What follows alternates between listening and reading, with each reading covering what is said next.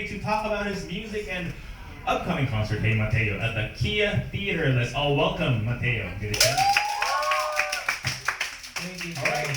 Hey everybody, thank you. Welcome to the show. Thank you for joining us. Oh, thank you for having me, man. How are you doing? How are you? I'm fine, man. How are you? I'm good. Dude, I love your hair, I love the vibe, I love everything. Thanks. I love your face. I hope I have it. I love yours too. Okay, there we go. All right. Well. So this is your 9th episode. 9th episode, yes. Who was your 1 to 8? The last one was Liza. Liza. Yeah. Oh, and then Liza's cool. previous ones, mostly theater people. Yeah. You're a theater person too? Far from it. Right. I know you are. We'll talk about that in a bit. Okay.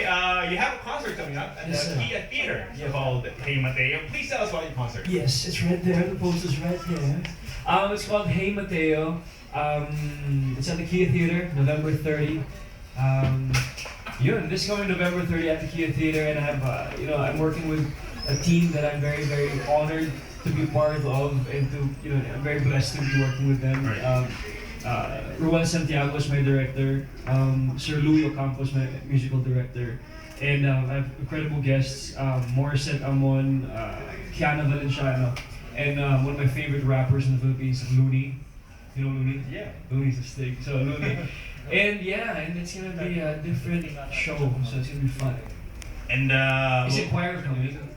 yeah, I mean, yeah, You sure. guys coming? Okay, cool. Well, I understand you've been very hands-on with this concert, and this is not your first, right? Yeah, this is my your third concert. But this is my first big concert in Manila.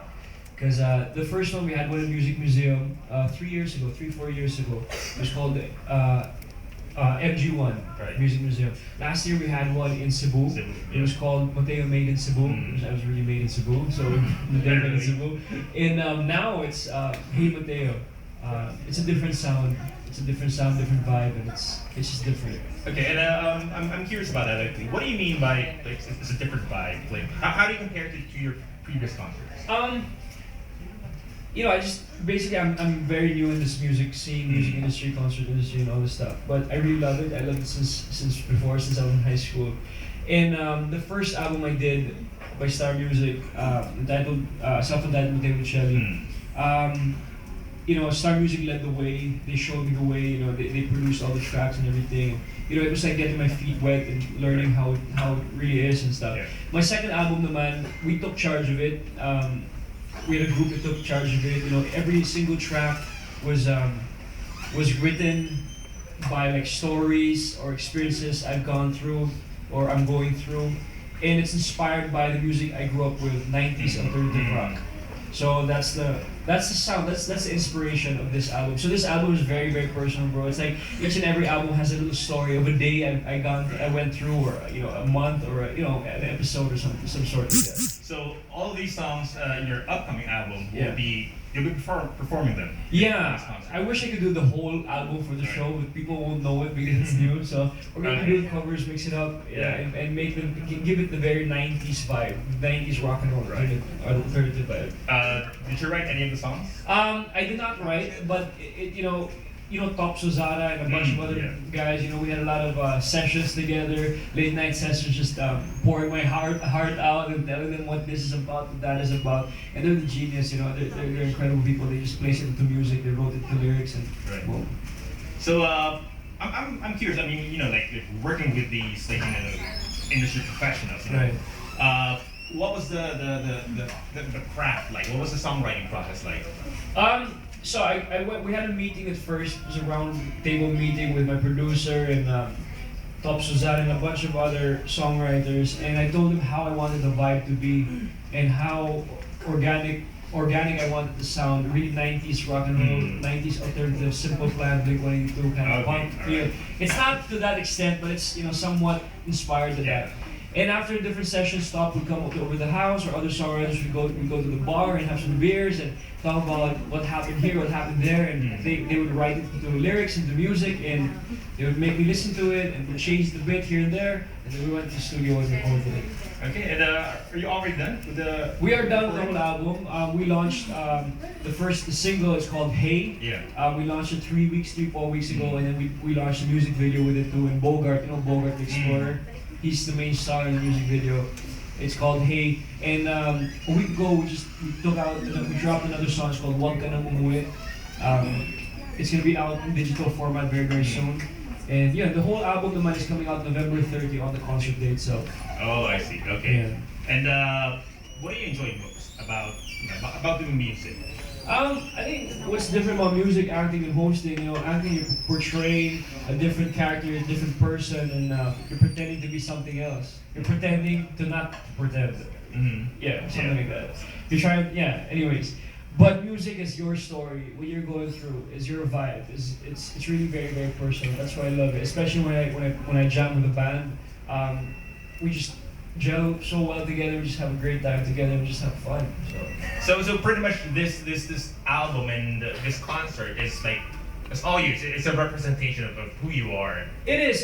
It's also something I discovered a few years ago. It's also a point in life I think that I discovered. It's about change. It's about standing up for who you are and what you are. And basically, it's like, bro, like when you walk into a room, this is what I learned, from just a few years and the inspirational album. It's like when you walk into a room, other people and myself, I'm guilty with this. I walk into a room and I try to pretend to be one of you guys, or I try to pretend to mold in the room. But after all these years and after doing the album, one message I want to send out is that when you walk into the room, don't pretend to be you, don't pretend to be somebody else, just be yourself. Because there's only one self, there's only one you, there's only one me, so let's be you, let's be me, and be proud of who you are, where you're from, and just, be you, be confident. Okay, there you go. Yeah. Well, people know you mostly from your racing career, your acting career, but I understand you've been pretty serious about music, like pretty much your entire life. And tell us about how you got started with music. It all started, bro, in high school. My friends, I was always into sports, into racing, and all this stuff, and there was an audition for a play called Pippin and Brent in my high school before, and after school, I was the last person to audition because I was shy to audition and I didn't want my friends to know. So I entered the audition room and my teacher, Miss Floresca, was there, and I sang this song called Corner of the Sky, and they got me as Pippin. And I was like, oh my god, how do I tell my friends, dude? So I told my friends, Toby, Andrew, dude, I want to tell you something. I want to play with it. Are you serious? What are you doing, dude? So bro, please, just accept it and let's do it together. And then we were rehearsing all the time, and my leading lady at that time, her name was Mariela Laurel. Her dad is Franco Laurel, so every day we were in her house rehearsing. We lived nearby, and Tito Franco sang a song to me that wasn't Pippin. It's called With You. I was blown away. I was like, oh my god, how do you do that? So I told him, Tito, can you teach me how to do that? So every day I was there in his house, and he was teaching me, and he inspired me so much. After that, I graduated from high school. I went to the States. I did musical theater in the States, and I came back and showbiz. So it's really something that you